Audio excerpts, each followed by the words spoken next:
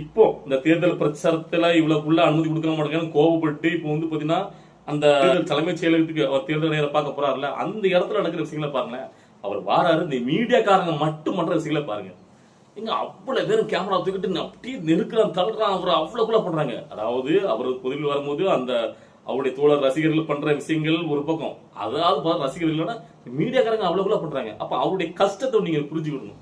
So சும்மா வந்து பாத்தீங்கன்னா வெளியில வெளியிலன்னு தொடர்ந்து விமர்சனம் வச்சுட்டு இருக்கான். இப்ப நாமளுமே விமர்சனம் வைக்கிறோம். ஆனா அவர் வெளியில வந்தா இவ்வளவுக்குள்ள போட்டு அமுக்குறீங்க, பிடிக்கிறீங்கன்னா இன்னைக்கு அந்த மனுஷன் பண்ண முடியும்? அசால்ட்டா சொல்லிட்டு போறீங்க, பனையூர் பண்ணையார் உள்ளே இருப்பாரு, வெளியில வந்தானே ஆகணும் அப்படின்ட்டு. வெளியில வந்த விட்டானே வர முடியும். ஒரு பக்கம் இங்க வந்து அனுமதி கொடுக்க மாட்டேங்க, முறையா அவர் கேட்டாருன்னா அனுமதி கொடுக்காம இருந்துகிட்டு இன்னொரு பக்கம் உட்காந்துட்டு வெளியே வர மாட்டேங்காரு, வெளியே வர மாட்டேங்காரு. அவருக்கு வந்து பிரச்சனை பண்ண விருப்பம் இல்லை, அதனால தான் பண்றாரு.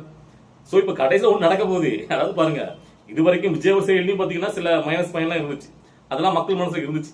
இப்ப எல்லாம் இந்த நீங்க 2 நாளா நீங்க பண்ற கூத்துகள் இருக்குல்ல, எல்லாருக்கும் அனுமதி கொடுப்பாங்க தேர்தல் பண்றதுக்கு, பிரச்சாரம் பண்றதுக்கு. விஜய்க்கு மட்டும் அனுமதி மறுப்பு. உடனே பள்ளம் தோன்றது, உடனே அது பண்றது, நெருக்கடி, இது காரணம் அது காரணம் நொட்டை எல்லாமே சொல்றாங்கல்ல. இப்ப இதெல்லாம் நடக்கும்போது விஜய் அவர்கள் பாத்தீங்கன்னா எதுவுமே பண்ண முடியாம வீட்டுக்குள்ள முடக்க சரி நடக்கிறத மக்கள் தெளிவா பாத்துட்டு இருக்காங்க. சோ அப்போ விஜய் சைடு நீங்க எதுவும் தொடாம விஜய் சைடுல நார்மலா அரசியல் பண்ண விட்டுருந்தா கூட அவங்க சைடு பாத்தீங்கன்னா ஏதாவது ஒரு தவறு நடந்து ஒரு மைனஸ் பாயிண்ட் ஆயிருக்கும்.